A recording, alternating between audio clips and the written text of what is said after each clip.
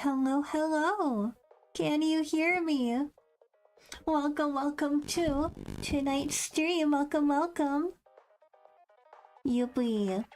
Tonight, Otome Game Celebration continues with yet another Otome game. Give me 1 second, I want to swap out my bite. There we go.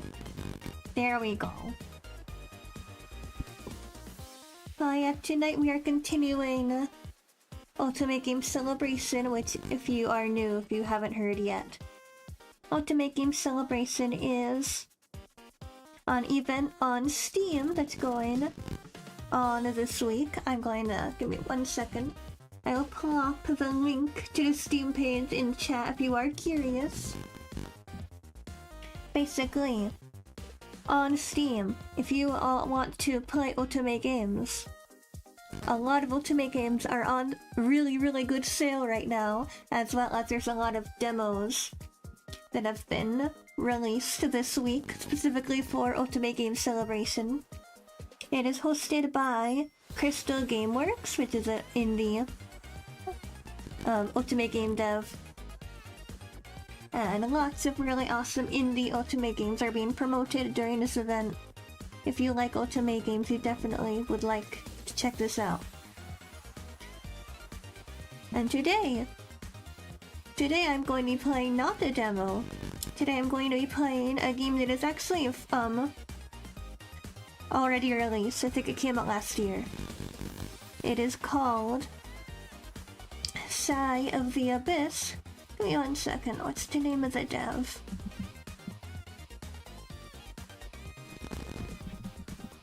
Give me 1 second.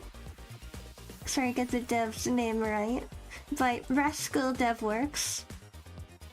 Embrace the monster within in this dark fantasy visual novel with inclusive romances. I'm excited about this one because you can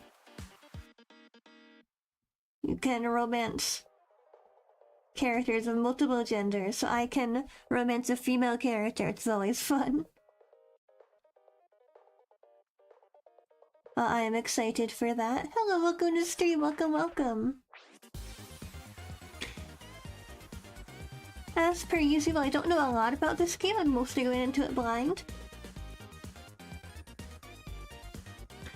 Did I? Where am I?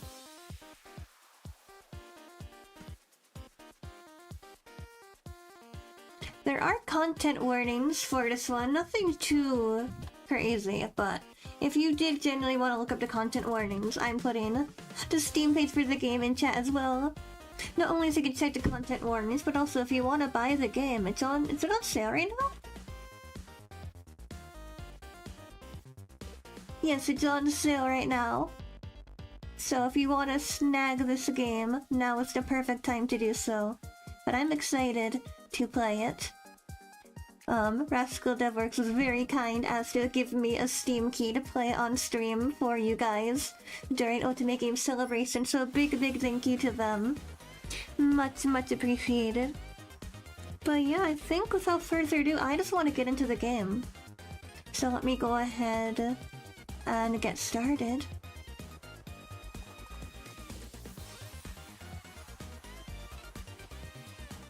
Let me swap screens real quick. Let me switch to bite. I just realized I have the gray bite still. There we go. Alright, where is? Yay. Okay. Well, it's pretty vibey already. It's like a dark fantasy kind of vibe, I think, so I'm excited. Oh, the music is pretty good so far. Okay. Here we go. Let me know if I need to adjust anything, but it should be good. I don't think I need to mess with settings, but I'll double check.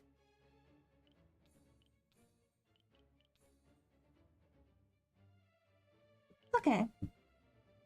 Like I said, we should be good, but if you guys need me to change anything, let me know and I will try to accommodate. So that we can all have a great time. Okay, here's content warnings right here, so take heed. Take heed if anyone needs content warnings, they are right here. But also, you can check the link that I put in chat and read them all on Steam as well. Like I said, this is a dark fantasy, but, you know, we play dark games on here already. I think you guys are used to dark stuff. Oh, heck yeah. Oh, there's voice acting.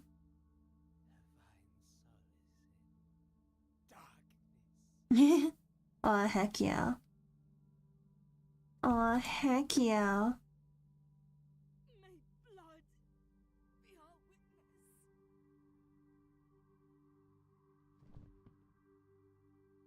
We set our sights on the abyss. Do we now?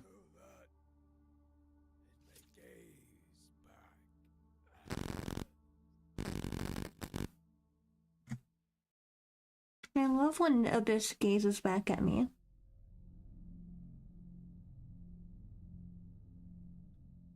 Dun dun dun! The heaviness that numbed your thoughts lifts from you. Air fills your lungs. Your fingertips slide down the slimy, cold surface beneath you. 6 bodies lie around you. Some are slumped against your bloodied cradle. Others are curled on the floor like broken dolls.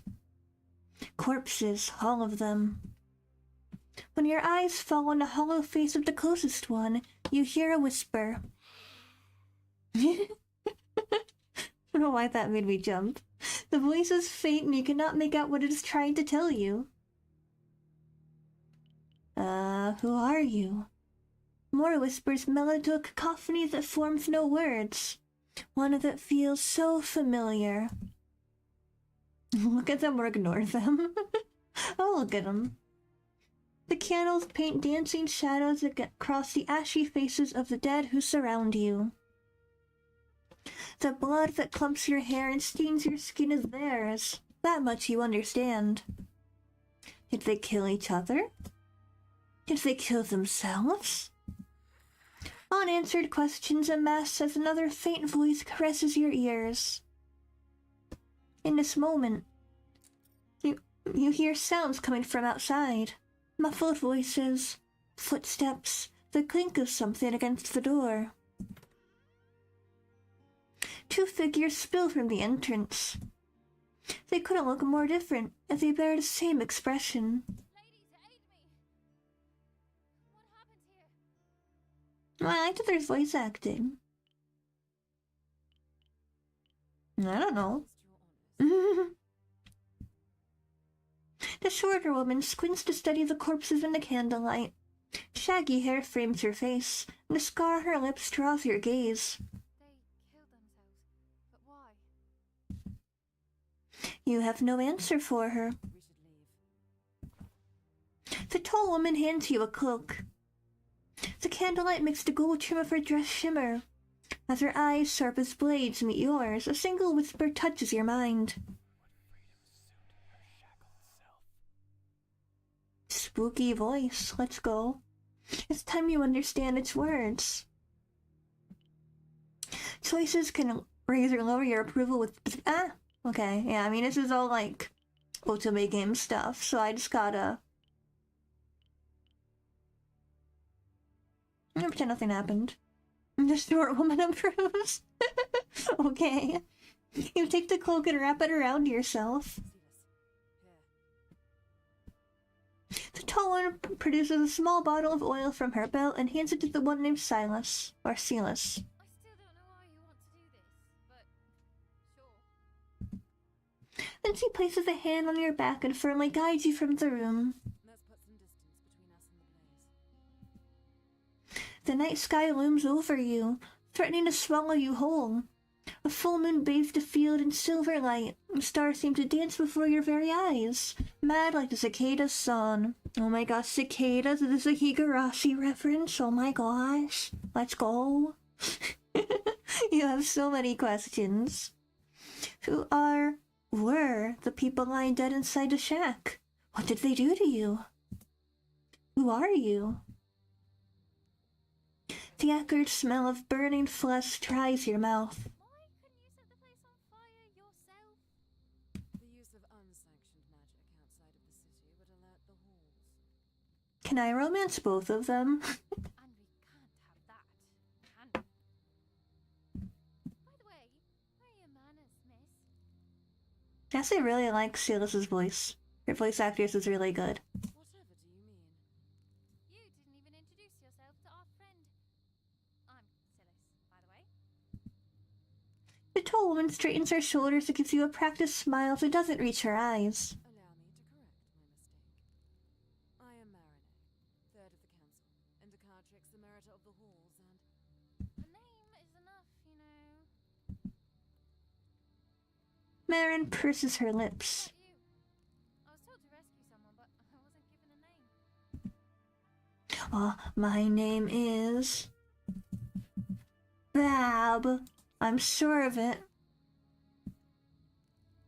Marin eyes you up and down, not unkindly, but also without any traces of warmth. you're in dire need of a bath. Flames lick at the roof of the shack, burning the bodies inside like a sick furnace. And shoes. Silas gestures towards the dirt path slithering through the fields. The walk is going to hurt. Unless... Silas crouches next to you and produces a dagger. Just cutting some strings from the cloak, don't worry. While we wait, would you mind answering a question for me?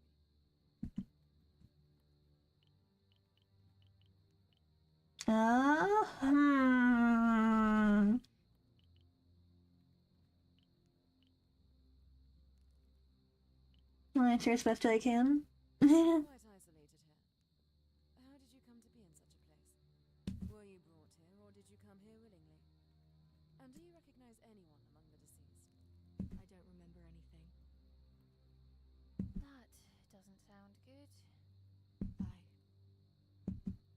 The awareness you are trying to repress blooms like a bastard flower in your mind.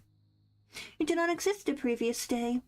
You came into being mere minutes ago. Your silence is enough of an answer. You have no memories, for one cannot remember what never was. It's quite scary that those people could clean someone's head like that. I don't think you lost any memories. Marianne steps closer, her piercing gaze makes your stomach twist. Does she know? You should look at yourself in a mirror. You look like an old malevolent bat. Excuse me. Give her space. Let her breathe. And you, raise your leg. You do as Silas requested, and she wraps your foot with the fabrics he cut from the cloak. Now the other, please. Like a faded stain on your psyche, a word comes back to you.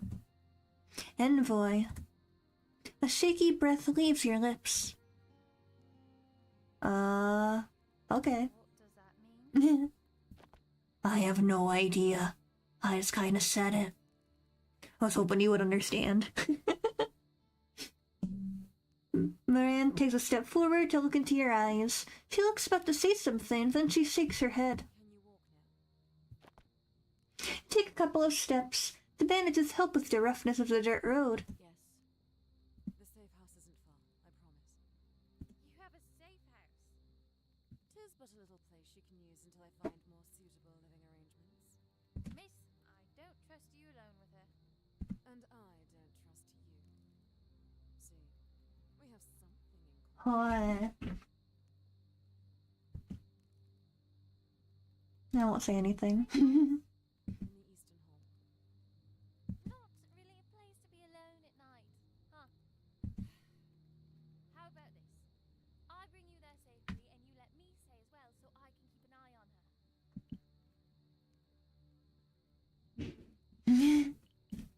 I want her to stay. I don't want her to leave. You follow her gaze onto the frayed collar of Silas's blouse, altogether with 2 buttons and a belt, and a stained vest that covers her. It looks like you could use the job. I have a job already. Being her bodyguard. Heck yeah. She crosses her hands and stares Moran down. Why do you think I knew where she'd be? Very well. Moran, who has only been to the safe house once, gives her first the address, met with a blank face, then a general description of the area. Yeah, I know where it is. And I even know a shortcut. The green hills bathed in moonlight soon turn into a stone road cordoned by small buildings. Can't believe no guards came. What if the fire spreads to the fields and the city? The cicada's song grows fainter. The longer you walk, the bigger the wall around the city becomes, until it swallows half of the sky. We'll need to take a side entrance. Side entrance? Don't tell me you left the city through the main gates. She guides you to the side of a small house built against a fortification. The wall there is covered in flowering vines. He moves them aside to reveal shattered bricks. How industrious. I hope that's a compliment. Moran rolls her eyes. You're silent. How was the walk? Do you feel any pain?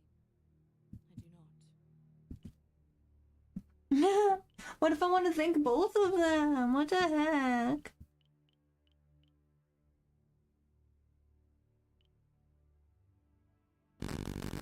Why are you making me choose? Don't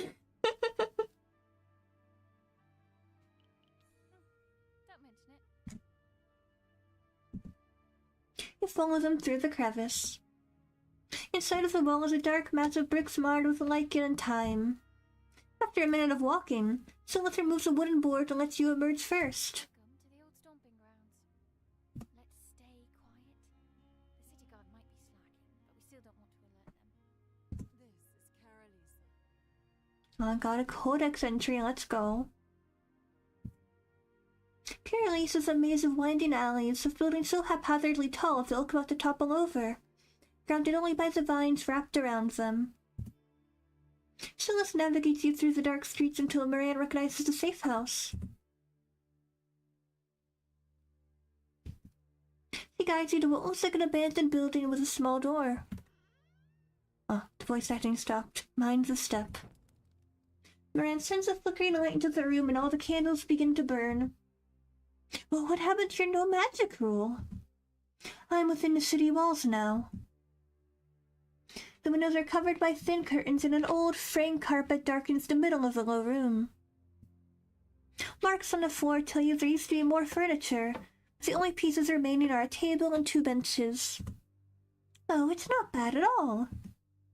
It's nice. You don't mean it, but it's sweet of you to say. Moran closes the door behind her. I could return to the halls post-haste, but you do need a bath. Follow me.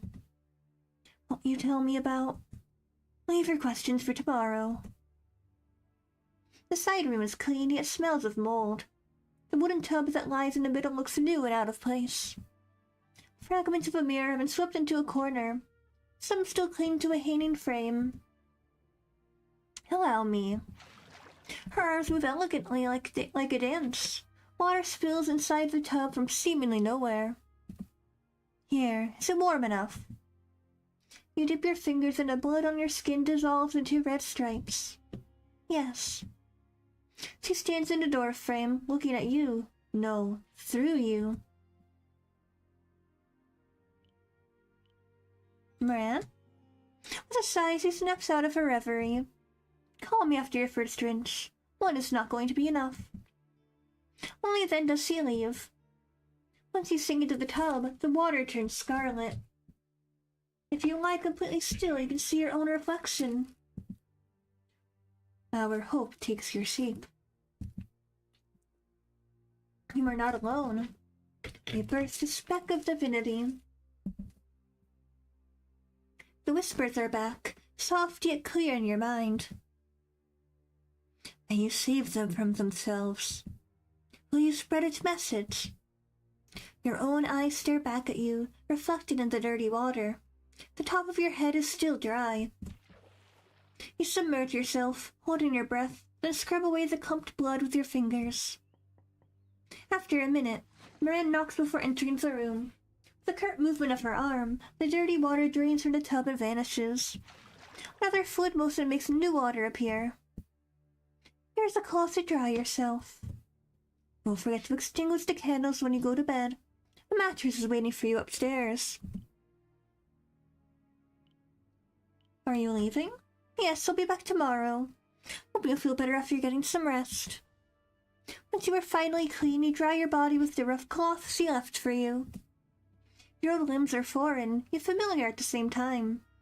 You look for scars, but can't find any. Just as Moran instructed, you snuff out the candles left for you and walk upstairs. Silas is curled on the floor in a corner. Oh my gosh, he's like a cat. Good night.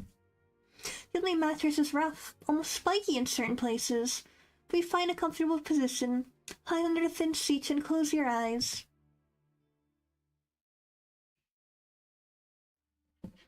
You awakened during her last breath, nursed by their blood. Human in appearance, abyssal prowess, not yet.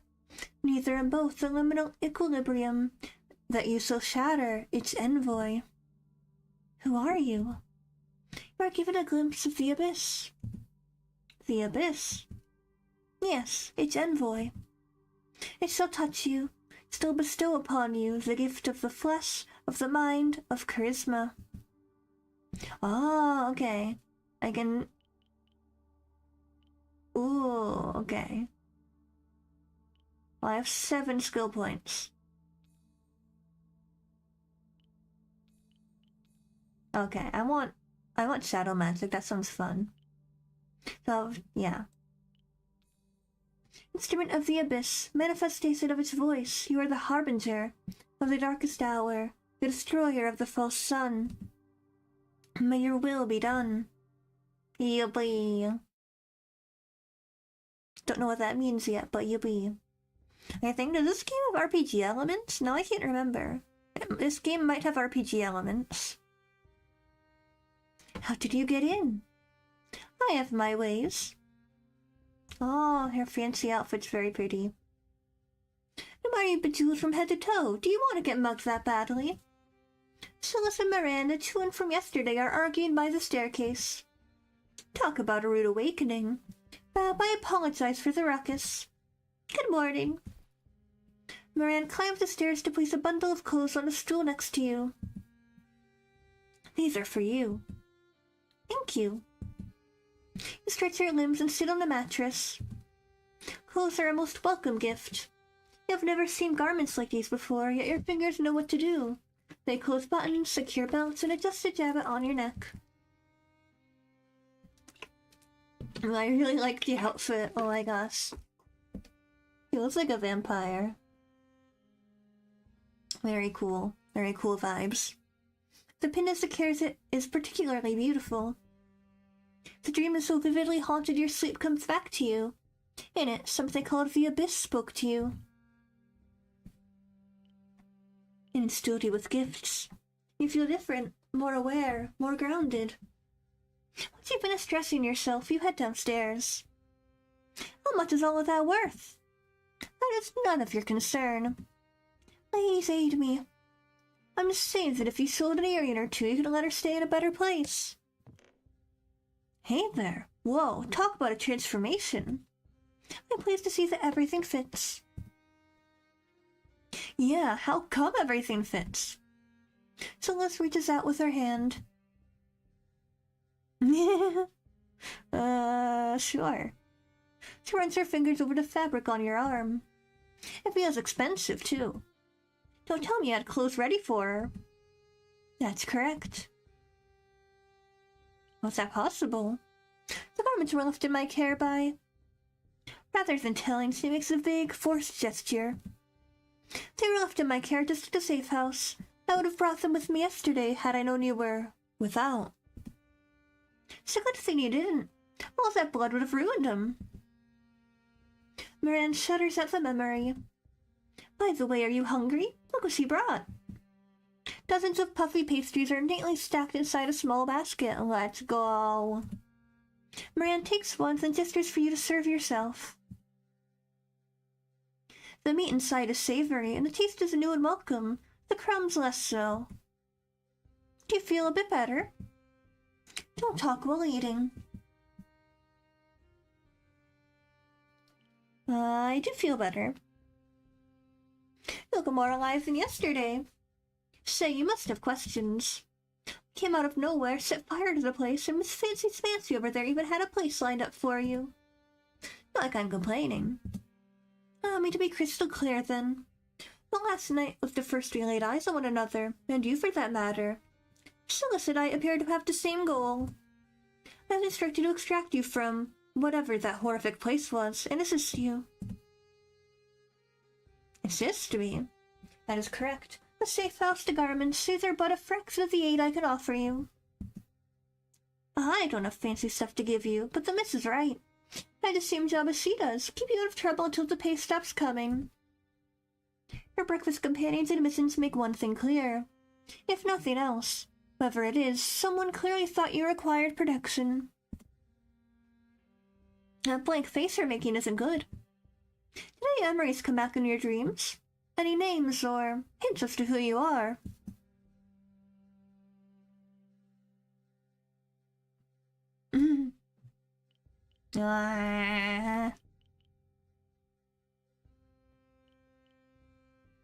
But do I know what the envoy means? And who do you speak for? The Abyss. There's no need to mix stuff up if you can't remember. Silas seems convinced you are lying to save face, but Moran's pensiveness tells you she might believe you.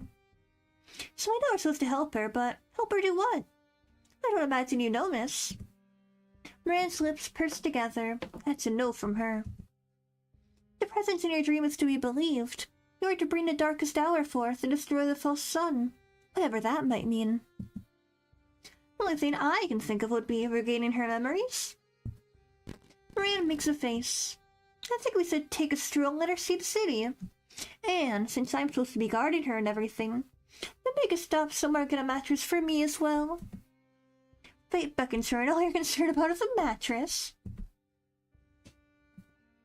Moran definitely knows more than what she is telling you. Yes, when sleep beckons me, I suggest something between my arm and the floor. I mean, that's totally fair. I think Silas deserves a bed. You're pragmatic to the point of dullness. I'm not hearing any better suggestions. To understand what the darkest hour and the false sun are, visit to the city seems indeed in order. Be a chance to further rouse the whispers. They could be the key to understanding what the Abyss wants from you. You lay your eyes on Moran, and a voice soon wraps around your ear. What is the price of freedom if shackles bring comfort? It's cryptic, yet points to something. I would like to see the city. Silas gives Moran a smug look. Very well, let's go then. One thing first. Some of the sound effects are literally making me jump.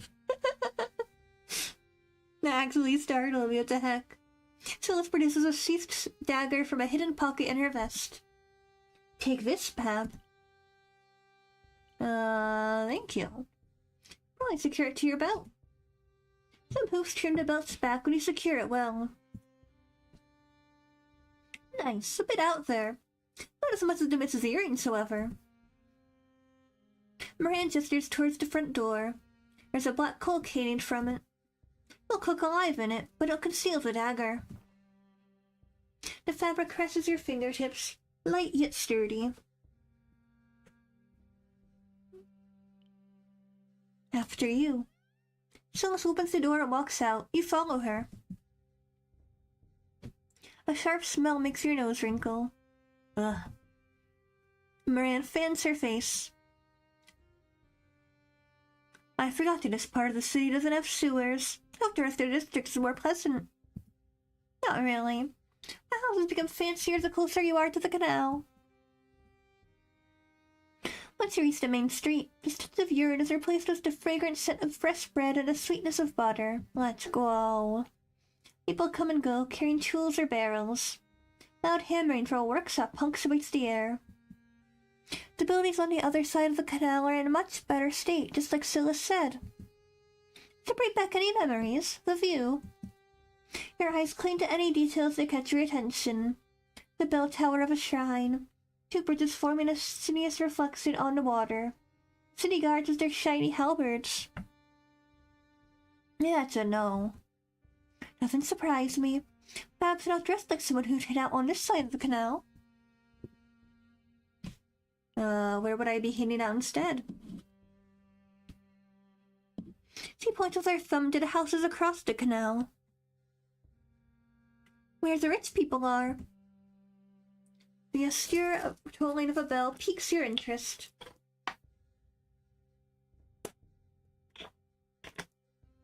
That goes from the shrine over there. An old statue stands in front of the shrine, armed and at the ready. Many of the details carved into the marble have been lost to time. Who might the statue depict? I think it's one of the generals that fought in the war 200 years ago or so. Look around for a plaque, but don't find any. The building behind the statue is a squat bell tower decorated with a rising half-sunburst. A single whisper gives you a cryptic remark.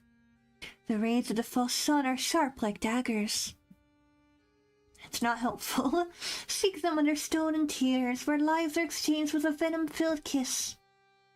That's also not helpful. Bab, what's wrong? Nothing. Asked about who is worshipped here. Or who is worshipped here? Silas looks at you, scandalized. How could he forget about her? She lost her memories, remember? But it's the goddess we're talking about, not some schmuck. Moran rolls her eyes. This shrine's dedicated to the Lady of Dawn, the first aspect of the triune goddess. Look at the symbols that decorates the windows. The sunburst is rising. When you see a setting, it means the temple worships dusk. The two halves have joined in a full sunburst formed can't read. The two halves joined in a full sunburst formed a symbol of the prime sun. That was pretty thorough. Now you remember, right, Bab? You don't. Yeah, of course I do. Silas doesn't seem convinced, but she dropped the topic. The shrine is oddly quiet. Yeah, no point in staying here. Of all the bridges that connect the two halves of the city, Silas tells you that only two can be accessed on foot. Those are called the twins. They say that if you keep talking, if you keep taking one over the other, bad things will happen. Who says that? Everybody does. Moran shakes her head in disbelief. I'll be taking a southern one. Gotta keep the scores equal. I'll be taking the closest one.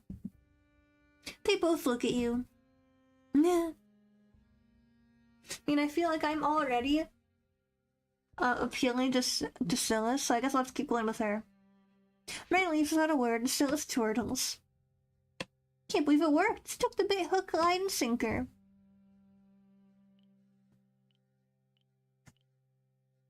Why did you want her to leave us? She seems to despise me for some reason. She's always so serious. I see her face, it's like she was above me or something, just because I pretended to believe in a silly superstition. You two really don't like each other. I don't think she likes people. The cobblestones of the bridge have been smoothened by thousands of feet. Most who are not walking are selling trinkets or begging for coins with ragged hands. A lone statue stands on the rails, that of a man holding a vast emerald-eyed fish. Gemstone catches your eye even in the shadows, cut to catch light from all angles. In the distance, two city guards keep watch, on the statue it seems. Any memories coming back? None at all. The voices of children ring like bells as the little figures run among the passerbys. Mine are.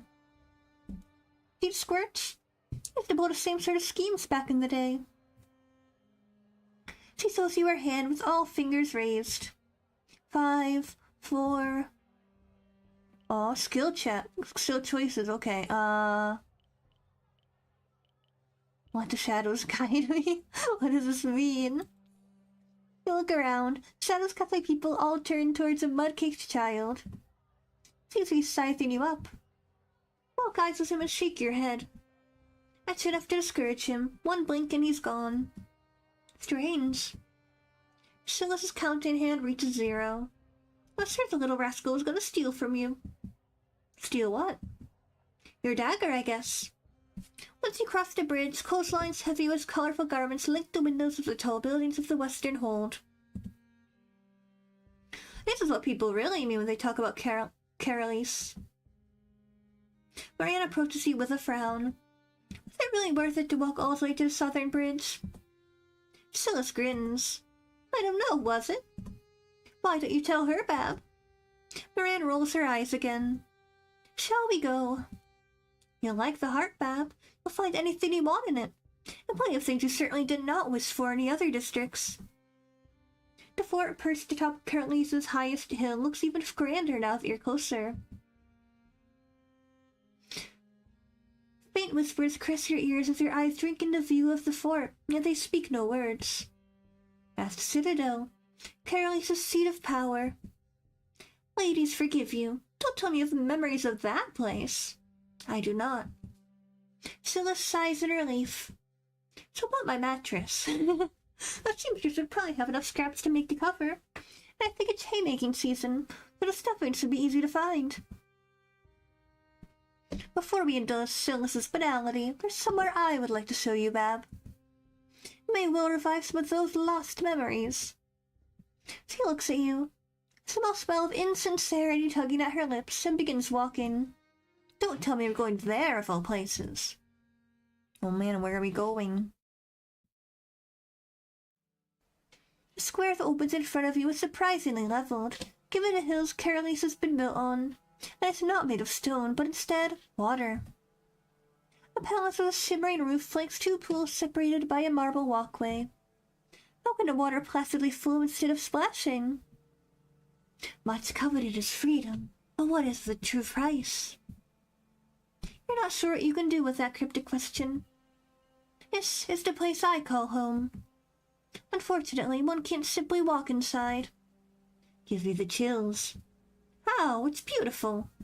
It has no door. Silas is right. A waterfall splashes where the entrance should be, feeding the pools without making them spill over. And the water makes no sense. Magic makes little sense to the uninitiated. Is the waterfall the door? Precisely, after all. She smiles. The first step is purification. Silas makes a face. The square gives you a full view of the citadel from below.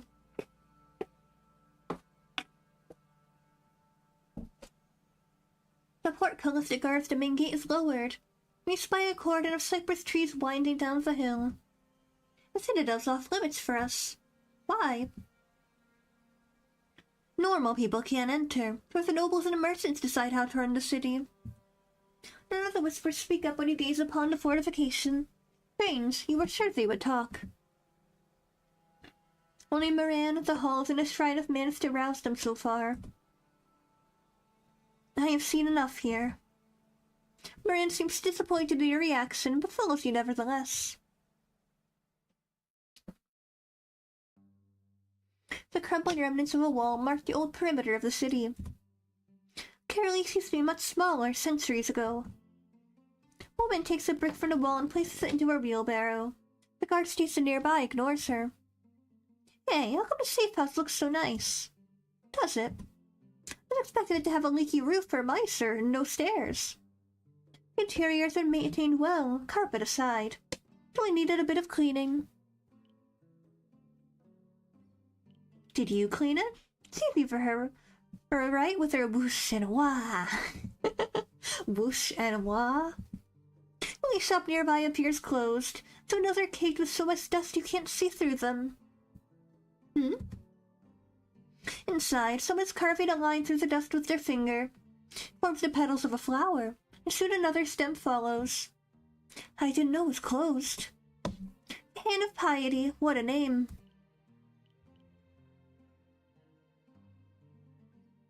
What does it sell? All sorts of stuff people pawn. The owners never ask questions, so I used to stop by often. How long since you visited it? A month or two. Bummer, we could have found my mattress there. Silas is great, I love her. Person inside the shop keeps scraping on the dusty window, adding details to the petals of a flower. I should come back once it's open. I hope that's soon then. You've been walking downhill for a while, and after a short set of stairs, you find yourself at the edge of a spacious square. The statue in the middle is frozen in a military salute, sword in hand. So you have some memories of this. It's the meeting spot. So do you tell them you have no memories to speak of in the first place? Say you'd meet me at the rest to anybody and I'll know what you mean. What does the monument honor? We're in Autry's rest, so take a guess. You all approach the statue, darkened with age. The woman captured in the marble stands tall, almost defiant. Looks beyond her blade with an expression you can't quite pinpoint. The inscription on the base of the statue is a poem that recalls the deeds of Admiral Autry, the hero that repelled a Thean invasion some centuries past. You see the smoothness of her foot? You climb the statue and rub it, it brings good luck.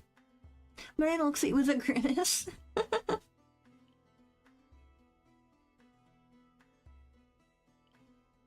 Another local superstition? This is more than a superstition, this is a legend. A figure walks out from the opposite side of the monument. A lute hangs on the man's shoulders, and he dons the garish colors of an entertainer. Oh my god, is he a bard? Let's go. When he spies your group, he stops in his tracks. Why, hello there. Oh, he's voice acted, let's go. Yay. I've seen him around.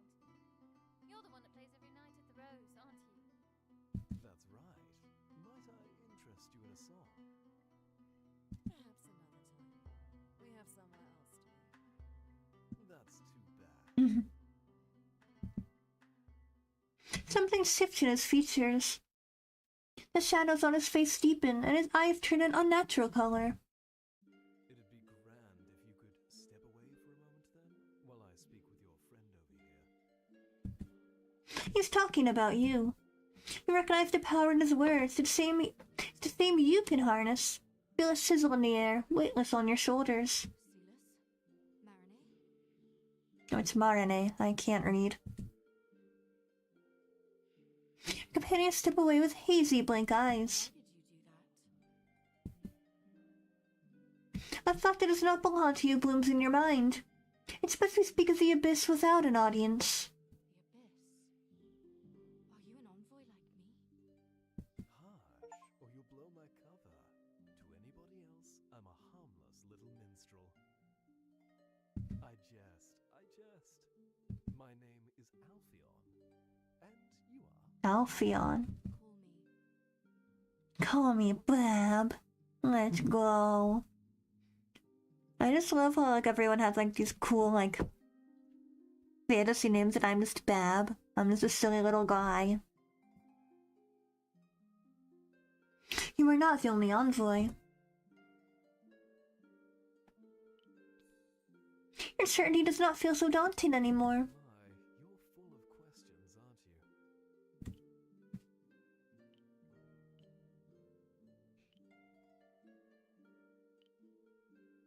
Not anymore, but I used to when I first awakened.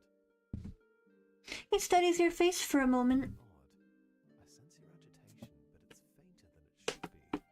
Your humors are unnaturally balanced. May I? To touch you, to inject a tiny bit of my magic into you, to stir your humors. That's totally not weird sounding. What you're going to do. Isn't balance supposed to be good? Not when it leaves you unfeeling. You nod. He touches your forehead. The shadows grow darker on his face, then he smiles. You deserve to experience what emotions feel like. The numbness that accused your feelings is dissipated by his touch. Your insides twist, a spark lights in your eyes, and you feel... Oh, okay. Humor choices influence the tone of your response. Oh, okay. Excitement, grateful. Okay. Oh, I can choose how I feel. Okay.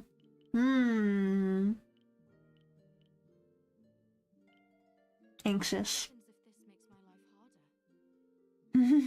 Why would I? Now, if you'll excuse me, I need to... Wait. Need to know more. What is an envoy? What is it that the abyss wants me to do? What is the abyss? Alfion's smile becomes pensive. Your blonde friend thinks about ripping away the golden earrings of the other, and she pictures her bloodied prize. Yeah. The abyss is thick within her. When your elegant friend daydreams of a scented bath and the languid touch of a lover, the abyss drips from her thoughts. How do you know that? I am very good at reading people. An act of violence begets the abyss, but an act of love does as well. Contradictory, no? It doesn't sound right, yet it is. Alfion beckons Silas and... I've already forgot how to pronounce her name again. Marine? That doesn't sound right. Marine. Maybe it's Marine. Beckons Silas and Marine to come forth. Wait, I said... I should be on my way. You get one more question. Okay. Whispers what they want from me. Why are you not telling me about you? Where are you going?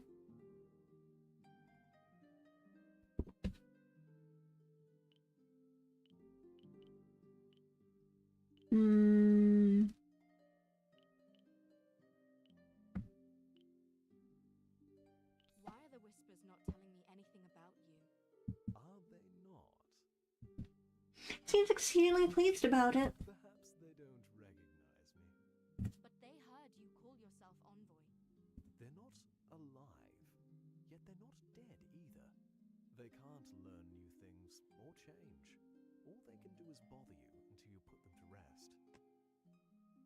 Despite his eagerness to leave, he hesitates. Oh, who am I kidding? You do get one piece of advice. Don't let your friend sleep on the floor. Before he can say anything, Alfion snaps his fingers. Silas and Marine stagger forward. Silas, do you know him? Yeah, I've seen him around. You're the one who plays every night at the Rose, aren't you? How powerful must you be to muddle their thoughts for so long and leave them without recollection? Please, call me Alfion. I'm just about to sing an ode to beautiful Autry. Would you care to be my audience? Perhaps another time. We have somewhere else to be. Marine looks perplexed, almost as if you took the words right out of her mouth. That's too bad. Alfion bows to you and takes his leave. Feels strangely on edge.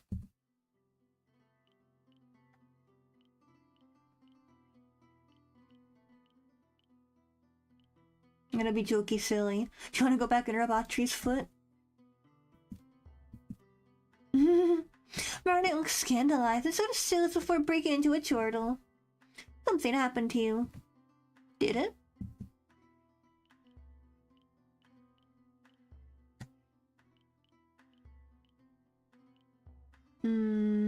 Is it bad? You tell me. It's not. So we go? Believe you're looking for a mattress for you, Silas. We are, huh? Marane does not hide her displeasure. I know just a place.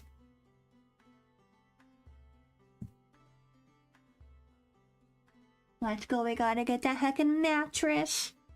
So she can eat and be comfy. A needle and thread are painted on the hanging sign of a nearby workshop. Silas' confidence falters once he searches her pockets. Do you mind waiting for me here? Yup, get paid. I'll be right back. Turns off before he can say anything. Bit of waiting. Marane approaches the bustling workshop. Several people are rolling threads into spools, cutting fabric or stitching. The laughter quickly dissipates, punctuated by a couple of gasps, and one of the seamstresses approaches you. Good afternoon. She smiles nervously. We're simple folk here, capable of anything befitting your wealth. She bows her head quickly, fidgeting with her hands. I think you might have just what we need. Seamstress looks at you, dumbfounded. You have any scraps that could be made into a cover for a mattress? I'll go look in the back. Other members of the workshop furiously whisper among each other. Think Silas will be here when it's time to pay.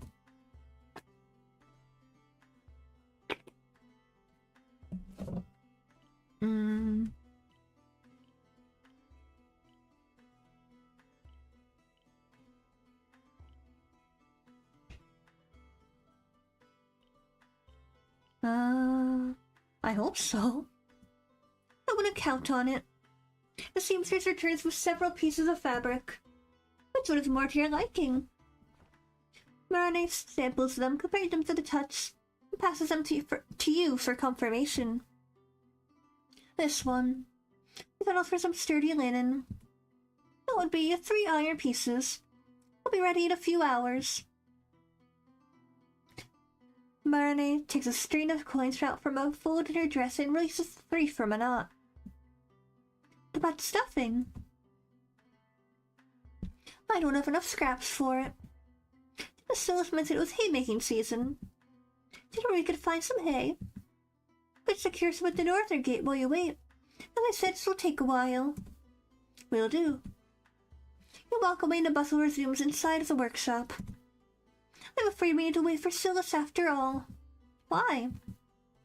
Displeasure flashes on her face. I wouldn't know how to reach the northern gate, or the safe house for what matters.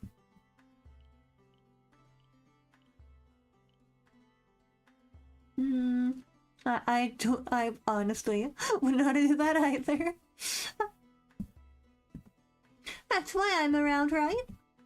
Took you long enough. We secured a cover for your mattress. It'll be ready before dusk. Neat, how much was it?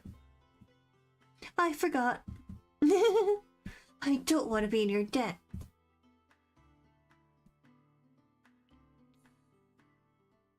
Marane rolls her eyes and sees a seal with her open palm. 3 coins fall on it. Now we're even. It seems your success to be secured a stuffing. The northern gate might be a good place for it. Yeah, it's close to the fields. Follow me. Someone hasn't followed you ever since you left the workshop. Silas seems to have noticed it as well. She throws a glance above her shoulder every so often. Should I say something? Let her handle it. As your bodyguard, I probably should. What are you talking about? Silas places her hand on her hip and turns her heel with a frown. Hey. You turn around as well and see. Her toiling is a disgrace, for she was meant for a soft life in the shadows. The voice of the scream that leaves you dazed and disoriented. Inside you, turmoil, rage, disdain, love, tenderness, feelings that do not belong to you. You recognized the woman's dress. She was in the workshop, twisting thread around a spool. Good afternoon. Let me help you with something. Yes, told to bring you back to the shop if you can't find your way. That's my job. The woman smiles awkwardly. Once again the voice is roused. Once again it is a roar, not a mere whisper, and its fierceness deafens you. Somehow, this woman is related to the whispers that haunt you. You're suddenly glad you followed Alphion's advice. I'll get question if I come back without you, so please.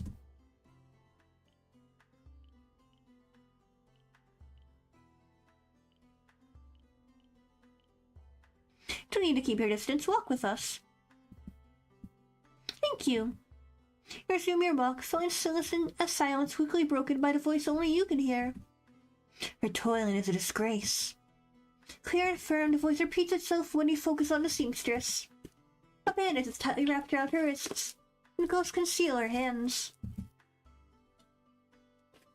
She was meant for a soft life in the shadows.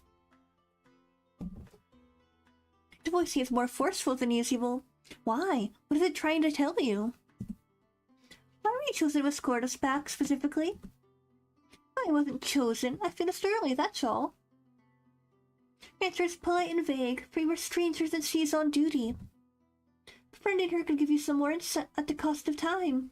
However, would you really be friends if you became closer only— Ever, would you really be friends if you came closer only to appease a voice in your head? Or some introductions in order? Marane and Silas seem surprised, but introduce himself to the seamstress, as do you. My name's Amelia. Miss Marane, are the halls wonderful as the rumors say? You sent to stare at wonders and put the citadel to shame. Silas rolls her eyes at the poetry. The seamstress is delighted with it. I'll use your message to bring what you need back to the workshop. Not while outside the city walls. Or inside if you don't want to scare people away. You can borrow a wheelbarrow. There are plenty around the gate.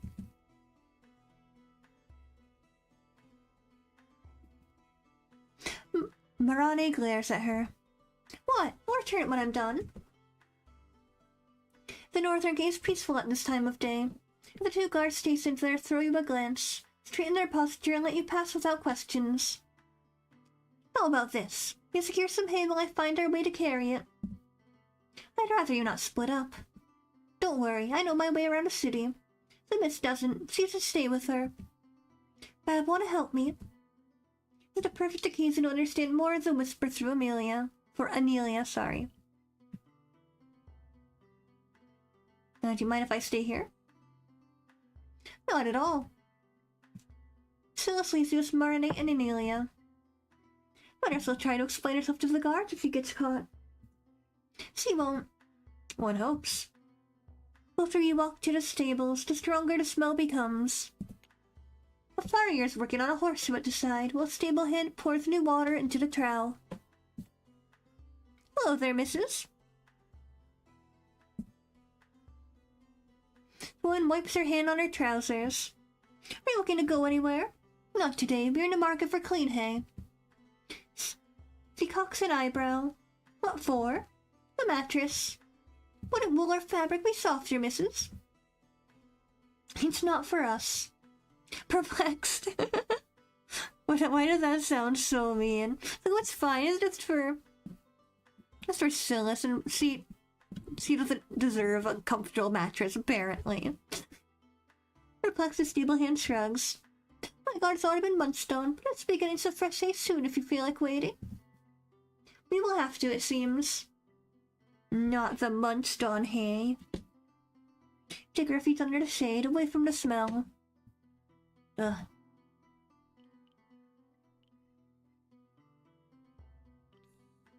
Only critters I enjoy are fireflies. How specific. They do not smell nor sting and are pleasant to look at. Cats do not smell or stain either. Cats lose their fur. She fixes a crease in her dress. In an instant, you see Silas leaning against the door of the blacksmith. It would be a prime opportunity to ask Amelia some questions. Does the pay to stitches seem good? I do not receive any pay. I'm an apprentice. Food and lodgings are what I'm given. I'm Bab, looking for an occupation. I was curious. Your question seems to inject some courage into the seamstress. Miss Marane, true that the grand hall of the halls is filled with golden wheat? He seems enamored with the halls. What can leverage that? It's true. One's first step inside the halls is always through the field of ignorance.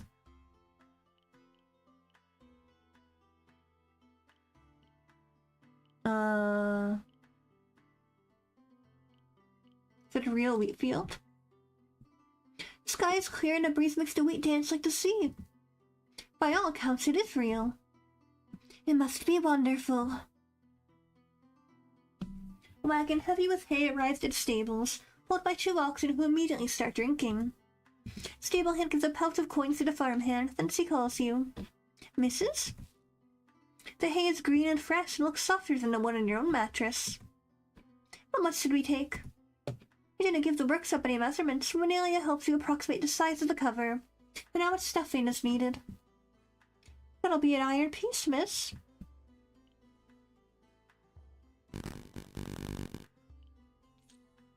Marane pays without a comment. How will you transport it? With this. Silas approaches you with a wheelbarrow. I see, good luck. He takes a pitchfork and begins pulling the hay out of the wagon. I don't even want to ask how you managed to get one. I bet on it. Dude lost big time. But I was serious when I said I'll bring it back tomorrow. I have no use for it. Well, what are we waiting for? She begins taking handfuls of hay and putting them into the contraption. As Dixon seemed didn't have the cover ready when he came back. He left a wheelbarrow with an alien and decided to have an early dinner. It's a matter if the place is close or not, right? What a weird question to ask. I have a tab open in some places, and well, can't exactly walk in and avoid paying it. The dude at the Rose doesn't mind, but it's quite a walk. I have heard that name before. It's where the minstrel met plays. He said quite a walk. I did not expect over 20 minutes. It's all practice for Bab to learn her way around the city. Let's go. The outside of the Rose does not look like an inn or a tavern. Tall stained glass windows depict the eponymous flowers. A repurposed temple. Interesting. When you step inside, your senses are assaulted by the smell of roast wine and smoke. Most of the tables are full. Carlesians mingle with people dressed in foreign garbs. Several languages are being spoken around you. Alphion's Gareth jacket catches your eye from the entrance. He's sitting in a corner, strumming his lute. You undo the clasp of your cloak and hang it by the entrance. Good evening. Fancy something to drink? The innkeeper does a double take after seeing Marane. As we hear our business, did my wife call you about the basement? We are here to eat. Since when do you have a basement? Where do you think the pantry's at? You're not hungry. You should be. I'm not here on behalf of the halls, no. Bummer. About your drinks, then. Some mead for me. Wine here. Bab?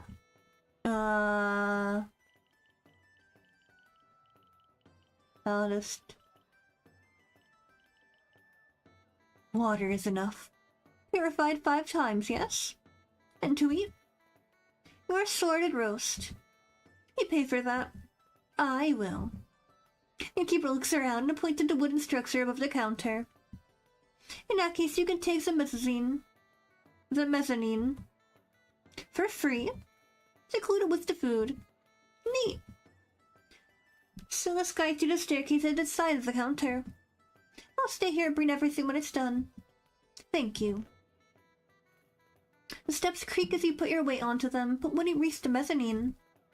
Impressive. Well, that's really pretty art. Wow. Honestly, the art in this game is so freaking good. This game is really well made. Impressive. The mezzanine is cramped with a table against the wall and no chairs, but the view makes up for it. Marane leans against the wooden railing with a sigh. What's wrong? Nothing is going as I imagined it would go. Oh, she's speaking again. He touches the shimmering fabric of her dress. Silas climbs the stairs for your drinks and places them on the table.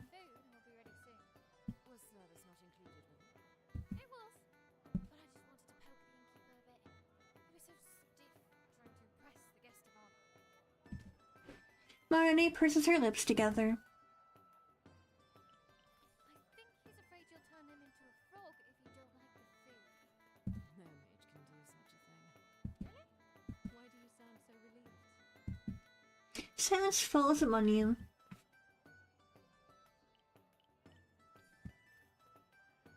You spot couples and families, friends and strangers sharing a table. One of the children spots you and waves. Oh, let's wave back. The silly little guy. Exchange your wave with the child's holy grin. The stairs shake suddenly. The keeper appears with a tray. You might not be hungry, but the hearty smell is tempting. Silas is already taking handfuls of the meat. Miss. Are you not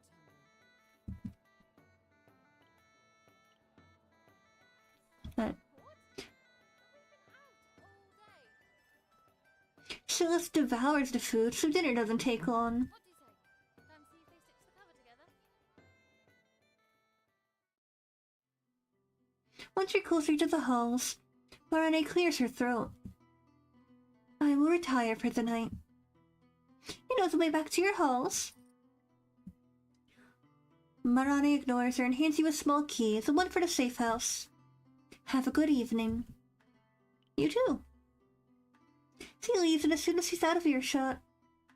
That was the most awkward dinner I've ever had. How so? Nobody was talking. I can't blame you for that. You lost your memories. And Miss Abyss doesn't want to talk to us. She lives for her secrets. Really? That means he doesn't want to tell me.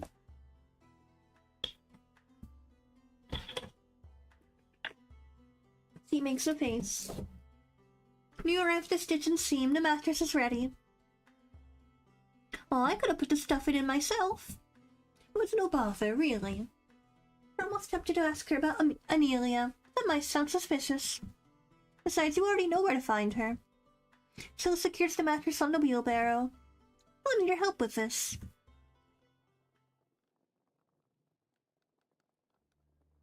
There are no street lamps in the eastern hold. By the time you reach the safe house, the streets are dark. Can't see anything. If it topples over, I'm going to cry. The dark shadows that tinge the streets let you in on the shapes that they hide. And you can see clearly despite the darkness. So I must give you the key to the place, right? Why is the wheelbarrow inside? Wouldn't want it to get stolen again. Silas has a big grin on her face. Let's see. Are you that excited for a mattress? That and a roof over my head, the easiest job in the world. I must have done some good thing to have Dawn blessed me like this. Aw, you're too nice. Help her drag it up the stairs as he places it in a corner. Why there? Because it's the nicest spot. She lies down on it. Her expression is peculiar, almost as if he can't believe what she is doing. The candles. I'll snuff them out. Thanks. Good night.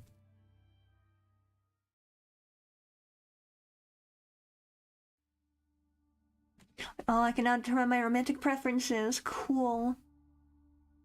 That's because the abyss, just like love does. Yet love takes time. Lust is devoured too quickly, and attraction is the base of it all. Okay, let's go.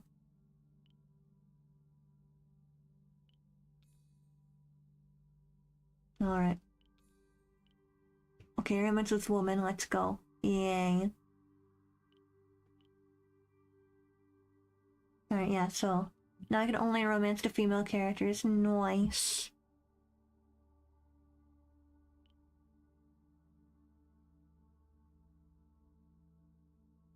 Okay, wait, so this is... Alright.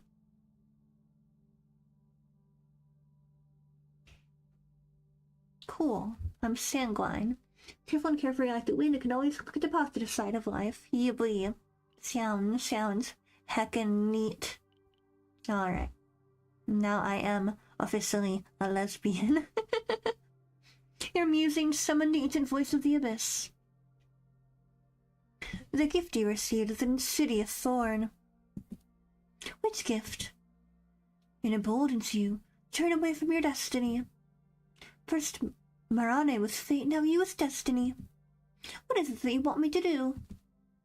The abyss does not speak anymore. Answer me, please. I need to know. Light spills into the bedroom from the holes in the windows. Once again he dreamed of the abyss. Once again it left you with more questions than answers. It scared the crap out of me. Silas is combing her hair with her fingers. Did you have a nightmare? I'm gonna call it a nightmare. What then? A puzzling and very frustrating dream. Silas puts her vest on and walks to the boarded windows. It's early. It'd be nice if we can stop by an outhouse and a fountain before the mist arrives and gives us grief. Sounds like a plan. You're splashing some water over your face when someone nearby gasps. You didn't kill anyone, did you? A woman with deep bags under her eyes drops a bloodied mattress sleeve in the washing basin of the fountain. No, but I came this close to it. Exchanged a look with Silas. The coffin kept waking me up. Begins rubbing the bloodied fabric together.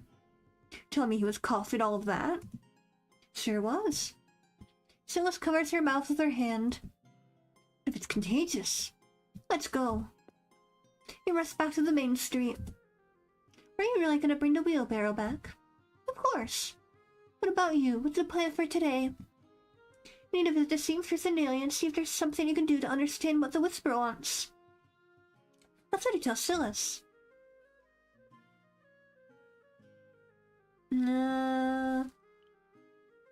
Yes. Why? Need something done? What are you two doing here? Marane approaches you with a basket in her hand. The smell makes you think of fig pie. We ride the fountain, refreshing ourselves so we can't snap our fingers and have water at will. Marane's biting rebuttal is cut off by Silas's sudden excitement. Is that breakfast? We'll lock the front door for them. As soon as Marane places the basket on the table, Silas uncovers the treats within, a fig pie cut into neat slices. A blink later, one is already in Silas's mouth. I'll have to bring the wheelbarrow back. Do not speak while chewing. I promised the apprentice I would. Dad also told me he has something he wants to do. Really? I'd like to visit the stitch and seam again. I never asked you, while we were perusing the fabrics, if anything caught your eye. My apologies. Are you getting a new blouse? I don't know yet. Where did you get this, by the way? It's really nice. Silas takes another big bite. They come from the halls. Marani smirks as Silas' chewing slows to a halt. Huh. She gulps on the food before standing up. Be here while I return the thing, It won't take long. Marani sighs deep and frustrated. Help me understand her dislike for the halls.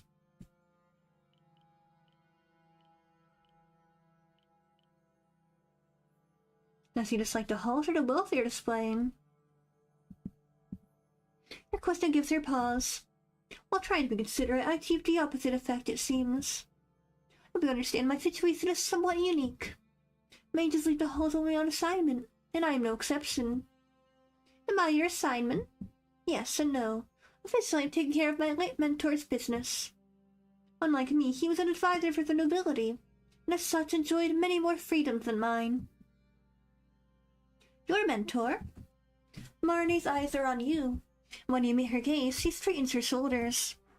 Heavy is freedom, yet like a yoke on one's neck. Ignorance is a much lesser burden. Should one's last breath never end, frozen in time by our life dripping from willing wounds, then and only then will the start of the abyss devour, awaken, and conquer. What is that? First I thought these to be the ramblings of a madman. Then I saw the corpses surrounding you, willing sacrifices. I saw you ashy and dazed, got a glimpse of the powers you bear. Who is this madman you were talking about? My mentor. One of the six that slew themselves for you. Aw, heck. Well, that's unexpected. Tell me, what is the abyss?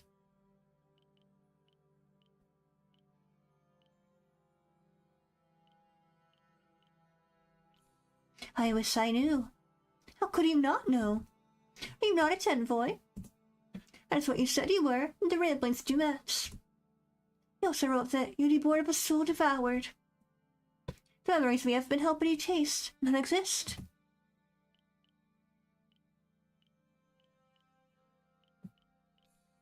I didn't want to lie to you.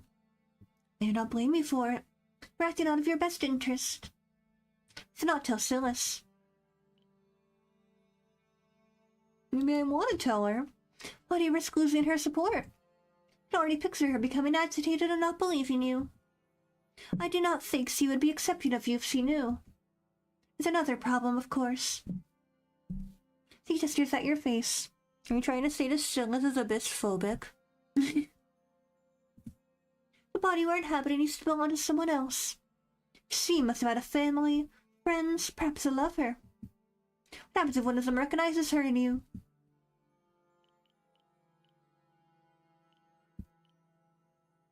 I guess that did not occur to me, actually. Uh-oh. Food for thought. What fate will remain a mental exercise? Have you tried to ask the guards if they know anything about missing people? Zick surround me and my host. Seems to me that the guards have very little interactions with anybody who's not a petty criminal. He leans forward to place her hand on yours. Her skin is much warmer than what you imagined. Knows you have an ally in me.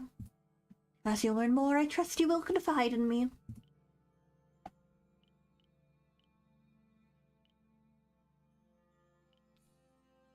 Thank you. The door opens and Silas whistles her way inside. Hope I didn't miss too much of the amazing conversation you were having with the Miss Bab. Marane is the first to stand up. Didn't miss much. Shall we go? You did not mention the voices to Marane. Does he know? Since he knows that one rouse is only for her? The seam of Carolee salutes you. Streets are break and split, forming sharp corners to open into squares or patches of trees. Miss, More voice acting! I picked a different pair. you have more than one.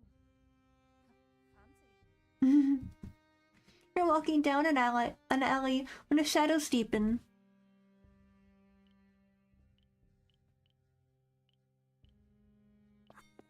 There's someone behind us. It's a guy. You unsheath your dagger and point at the lonely figure standing in the middle of the alley. I can't read. Of the alley, who raises both hands. A hood hangs low over their face, obscuring their features. Their clothes are matted and torn, similar to those of the vagrants that roam Carolee's. Good morning. Why don't you push that away? You lower your weapon, but don't sheath it quite yet. I'm glad to see that you have some manners. The figure salutes. Hey, I've seen you around. You're that crazy old woman that keeps the city safe. Oh man.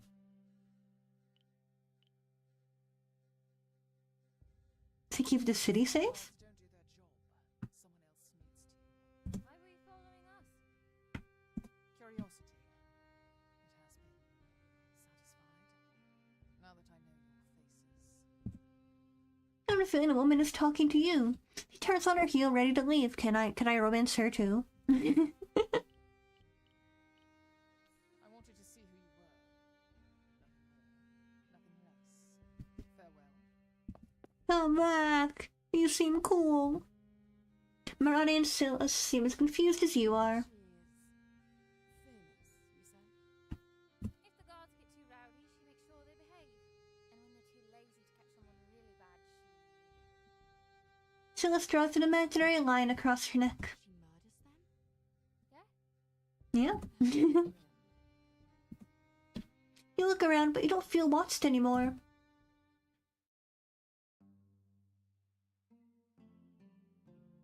The windows of the pawn shop are covered in intricate floral patterns started yesterday. This time there are lights coming from inside the shop. It's open. Let's go in. Oh, this place looks cool. I like the masks. The masks are silly. A complex smell wraps itself around your nose as you enter. Old polished wood, ancient velvet, wax. Oh, I bet it smells amazing. Holy crap. The inside is cramped. Every surface is covered in trinkets that range from marble statues to necklaces to stuffed animals, all meticulously tagged with a piece of cloth. Good morning. Hidden behind a pile of books and scraps that cover the counter, a robed man stands up to welcome you. An old scar cuts through his face from forehead to cheek. what happened to the old people who used to run this place? They embraced the Lady of Dusk some time ago.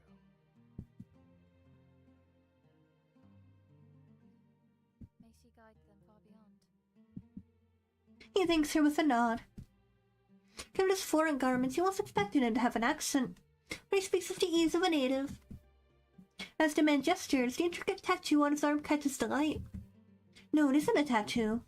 It's like the patterns etched onto the dusty windows. His riot of flowers have been carved on his skin. Is everything here for sale? Every tagged item on display? Yes. Marane smiles, pleased, and starts to look around. Silas shrugs and heads in the opposite direction. May I help you with anything? When he looks at you, a smile drains from his face. Tense like a bowstring, he holds his breath. You truly have beautiful eyes.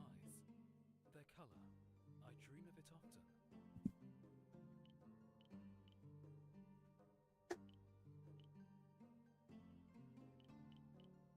Alright, I want to know what the equally bold question is. That scar. Dane. Okay. Which one? It was an accident. I was a child and His voice trails off as he purses his lips. like all children, I thought I was invincible. Has anybody told you that? I wish to purchase these items. Marane comes back with a hand mirror and a small glass jar. What's in there? That'd be a perfumed unguent, I believe. What for? The house? My own personal use. Marane places the items on the little free space of the counter. Hey you, do you still accept collaterals? My name is Malik, and I will once I finish. Just a pile of documents. This. Huh, it'll take you a while. Malik takes an old pair of scissors and removes the tags.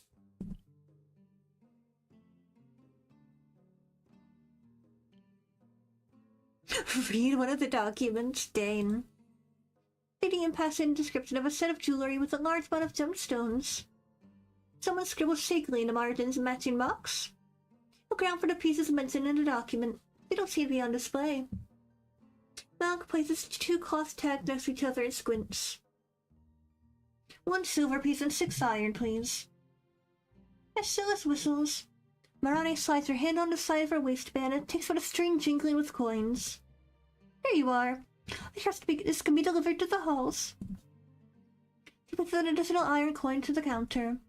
Malik fails to conceal his surprise. To what name?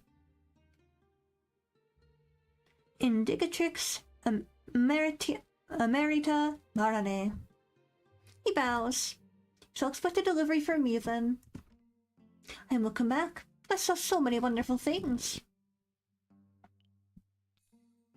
Where to now?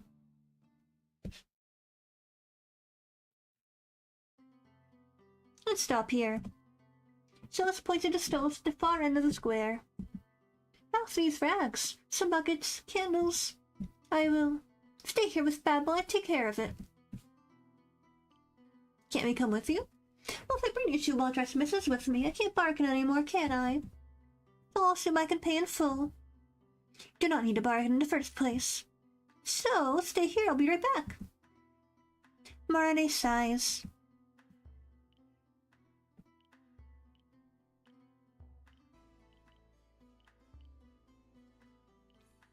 Follow her if you don't want to stay here.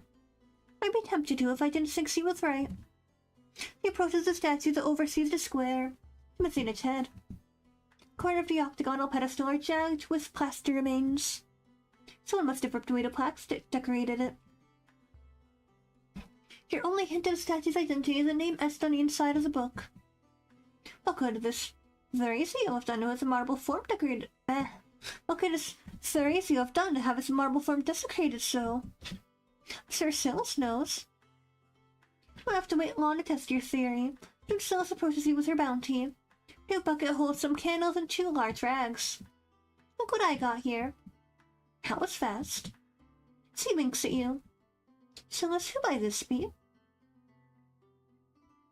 Marane gestures towards the statue. No clue, why? I thought you know the reason someone had beheaded him. I don't know everything. Marane's eyes start from Silas's face to Theresio's open book. What of his name? Do you know of it? No. It's written right there. You can learn it on your own. Gasp leaves Marane's lips. You can't read. So what? Do you mean, so what? Most people can't. Stupefied, Marane looks at you.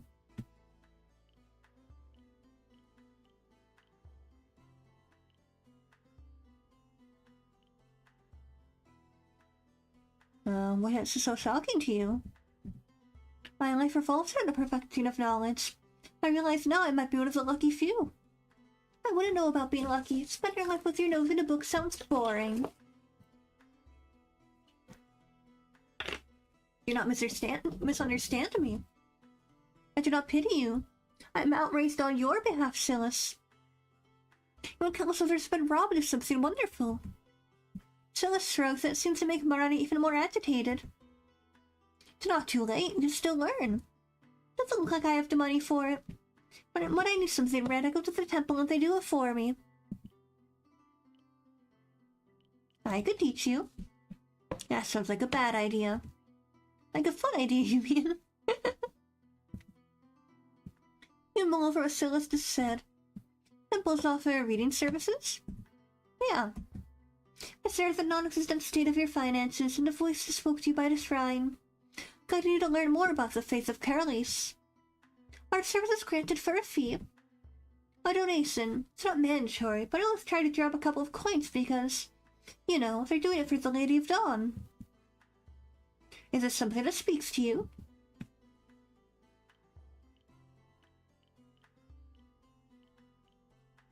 Sounds lovely. Martin accepts your answer with a hum.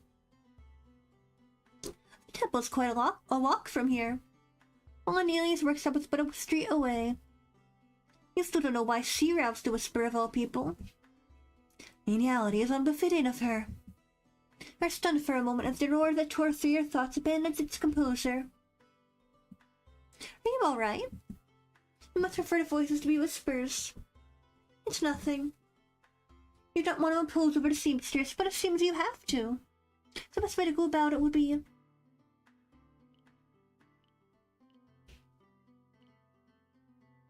It's one. I want to do this one. Have her work on a piece for me.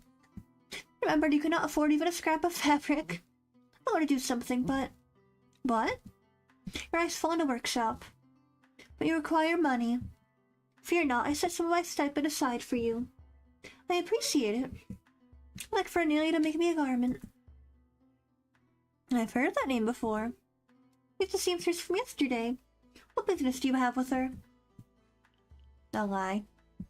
How does he know? How does he disapprove if he doesn't know I'm lying? I enjoyed her presence yesterday and thought I could make an acquaintance. How formal. I call those friends. Mariane's lips form a thin smile, but she does not push the issue. My offer of covering the expense still stands.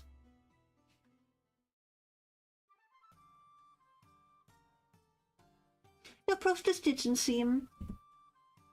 Thread is spun and weaved into fabric. Several people are sitting on the floor at the table, quietly chatting with thimble and needle. Others press garments with hot irons.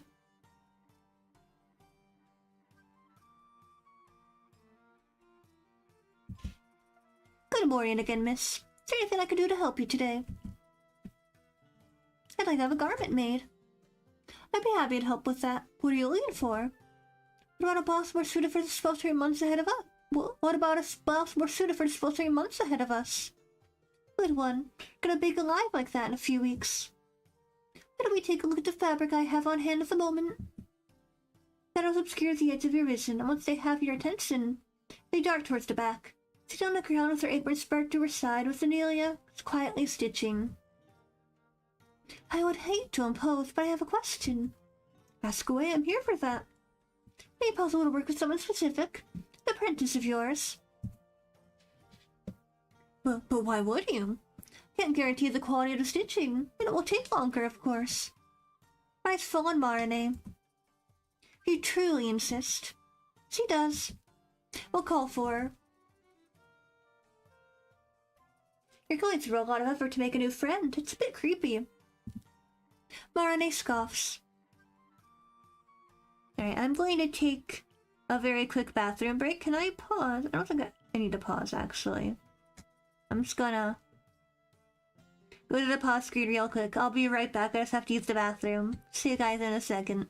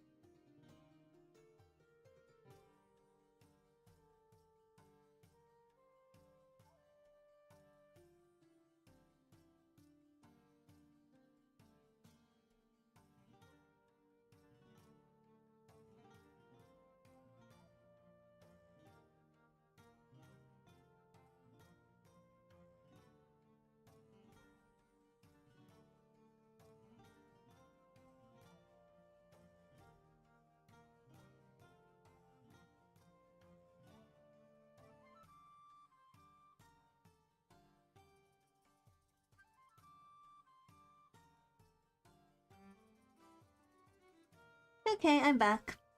Yuppie. Let's continue. Xavier is more than a mere friend to me. She is instrumental for what's to come. What does that mean? How does Mara know with such certainty? What she makes you remember, Bab? Something along those lines.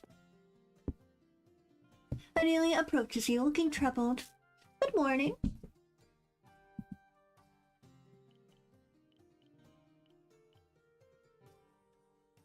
Good morning. May I ask? Smile feels forced. Why would have me specifically work on your garment? Could spin a story so the situation appears less sinister. You seem very reliable. I'd like to leave the making of my things in the hands of people I trust. That's quite the compliment.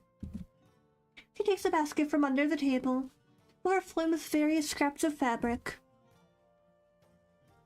I have most of these at hand. I recommend linen if you're looking for something to wear this season. The weaving is exceptionally fine in this sample. Marani begins picking scraps and setting them aside. This will take a while, I assume. No more than a couple of hours. Once you're happy with the material, we can discuss the style of the blouse and take some measurements.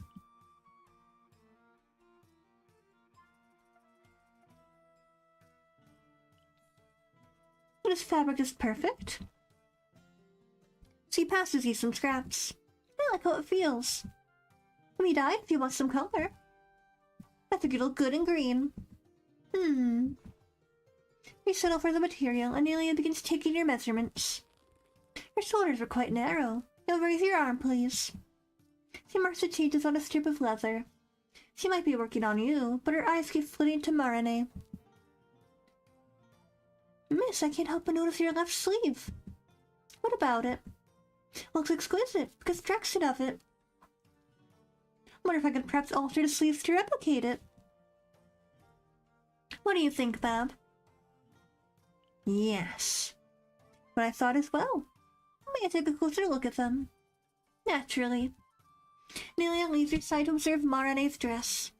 I've never seen such a fold. Maybe once. On 4 merchants in passing. Marine looks conflicted. She takes a deep breath as if she wants to say something, then bites her lips. Could you raise your arm, please? The whole seamsters are clever indeed. Still, as she sits on the ground with her back against the table's leg, lets out a groan. Say, is it true that the gold that adorns her garment is not mined, but made by magic? Who told you such an outlandish rumor? My mother did. She visited the hall several times in her youth. They're among her favorite stories to share. That piques her interest. What could have taken her there so often? She has the airs of a now dissolved house. A whistle comes from under the table. Silas peeks out from it. You a noble? Not anymore. You don't seem distressed about the loss of your title. You're right, I find it liberating. Nice to be simply myself instead of having the weight of an entire house on my shoulders. This life of labor is unbecoming of her, with more of her soft life in flowers and shadows. Predictably, the voice does not like Anelia's answer. Must have kept some nice things though, right? Why do you want to know? Well, they fetch a nice price, move to sentimental value, and they're great in a pinch. I'm afraid my mother sold the last family heirloom some months ago to afford rent. Proof of her lineage to elevate her. Proof of her blood to mend her hands. Proof of her birthright to let her fall into comfort. Truly. The voice can't possibly expect you to reinstitute her house. Huh? Don't mind me. You'll need to work up once the seamstress has everything she needs to make your new blouse. I need to come back for a preliminary fitting in 2 days. Yes, took forever. It'll be quicker next time, right?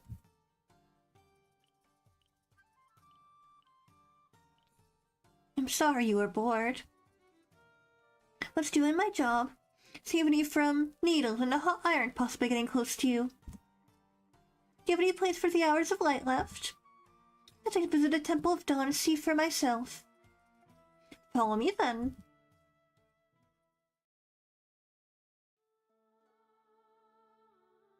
Tall marble columns adorn the entrance to the Temple of Dawn.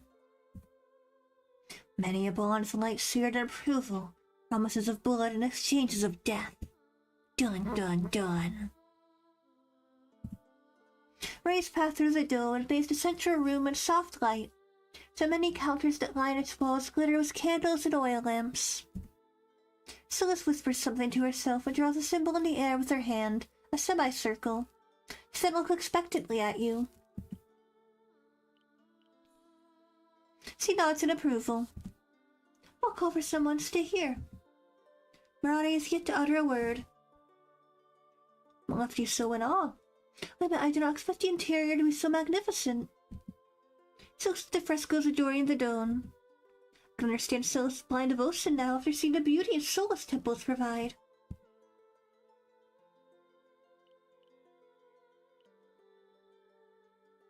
Blind devotion? Borders on zealotry. Isn't that rich coming from someone who stole and cheated her way through life?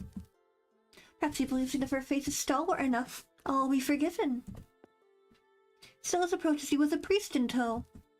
Here, brother, this is Bab. May dawn light your every step. She has lost her memories. It's not her fault. I do not fault her for anything. Guide you towards one of the empty counters. There are sheets of yellowed paper stacked underneath, quills and some ink pots, plus some candles. Come during the day, and I'll spend a crier to alert the faithful. At the end of the day, some of the donations collected for the service will go to you, and the rest to the temple. Any questions?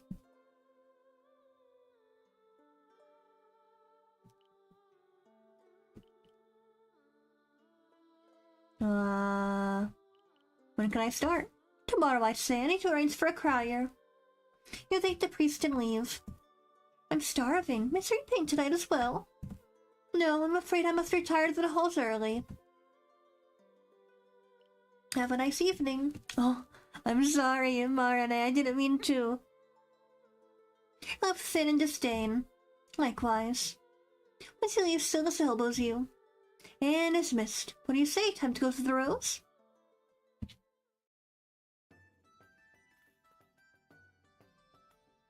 The rose is overwhelming.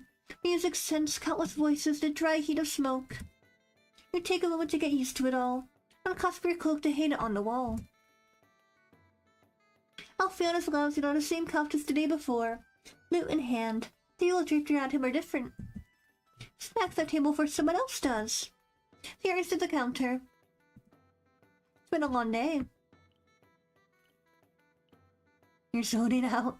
Silas comes back with a plate and 2 cups of water. Just like me, for real. I'm also zoning out a little bit. Evening. The evening is commencing.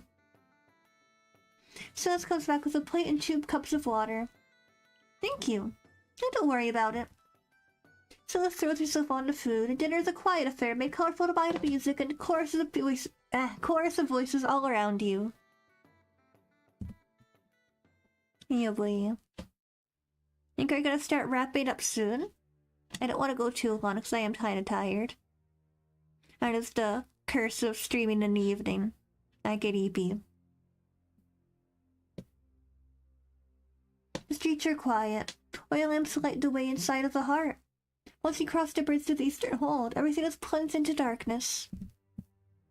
Let's be quiet. The moon glows high in the sky, giving everything a cold gleam. It shines in the distance on a blade being drawn.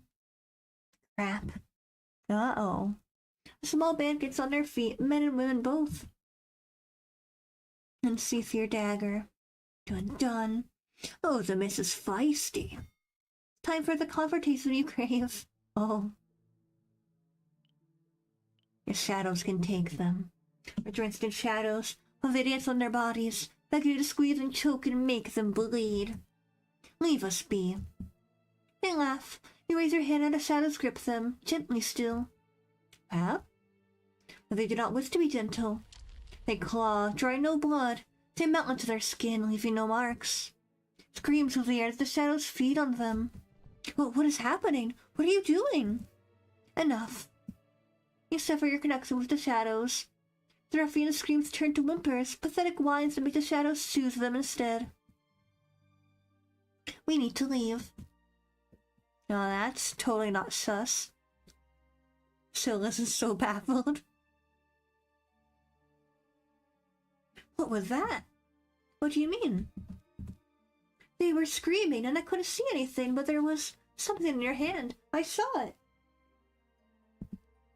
What are you? Don't tell them I'm the envoy. What does that mean? I don't know. You like the miss, is that it? I'm not exactly like her.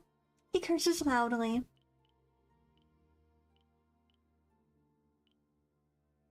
Still the same person I was this afternoon. And that's confusing because you weren't doing that weird stuff back then. I had no reason to. We were threatened by a band of ruffians. I didn't want you to get hurt on my behalf.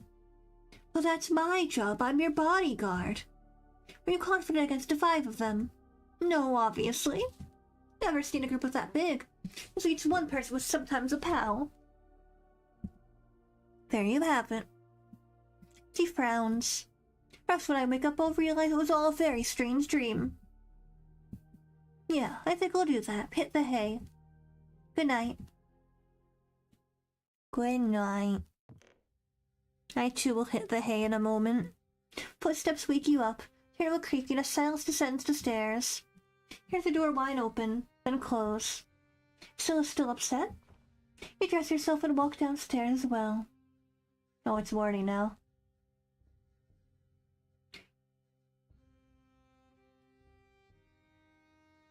You dress yourself and walk downstairs as well. The door to the privy is open and the 2 buckets are gone.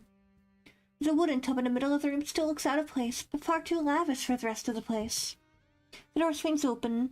Silas has filled the buckets with water as he places them by the entrance before closing the door behind herself. Hey, what's wrong? It wasn't a strange dream after all. It was real, what you did. She fears you. Why are you afraid of it? It won't harm you. Does the miss know? Why was she act so chummy with you? Has she always known? I think so. Silence falls between you. Silas takes one of the buckets and heads for the privy. I'll go refresh myself. All right. After you wash away sleep as well, you find her sitting at the table. I don't remember if you know how to use the dagger I gave you. I don't. She hums. When Marane arrives, he brings a basket full of fragrant dark bread sprinkled with olives. Something happened between you two. Silas glares at her. We met some ruffians on the way back from Thoreau's. Marnie places the basket on the table. Without a word, Silas reaches for breakfast. And now Silas has seen firsthand what I can do. And what would that be? I hate when you do that, asking questions when you know the answer. Your answer is clearly different from mine. Look at your face, you were terrified of her. Should you not be at all instead? Don't tell me what to think. I'm not doing that.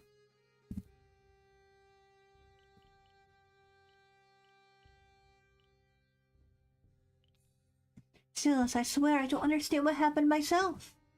You don't know how you drove those ruffians off. I know how, but not why I can do it. I know why. Mab, you are beautiful and ethereal, the envoy of something unfathomable. Wait. Silas puts the food down. She looks between Marane and you with increased doubt. The goddess? Are you? No way. No. The triune goddess connected to the abyss? You doubt it. Anything that you are opposing forces. Are you certain of it? No. Silas stepped to the conclusion herself, and you could already see how her warmth towards you is back. Maybe. The feeling your answer does not matter. Silas has already made up her mind. What sort of story is he spinning in her head? One that favors you, you hope. How about you leave some breakfast for us as well? Sorry. Olive then a punch to the otherwise ordinary bread. When we're done eating, Marane stands up and straightens her dress. That delightful shop you visited some days ago. The Hand of Piety. I'd like to visit it again.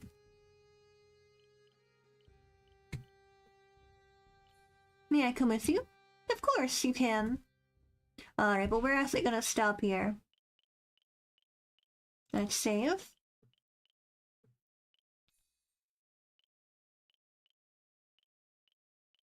And then... settings, alright. And then go back to main menu. We just saved, we're good. Yeah, boy. We haven't met all the characters yet. There's a few people here we haven't met yet, I don't think, right? I don't know that guy. I haven't seen... I don't think we've seen this guy either. Not most of the characters, though. But yeah, boy.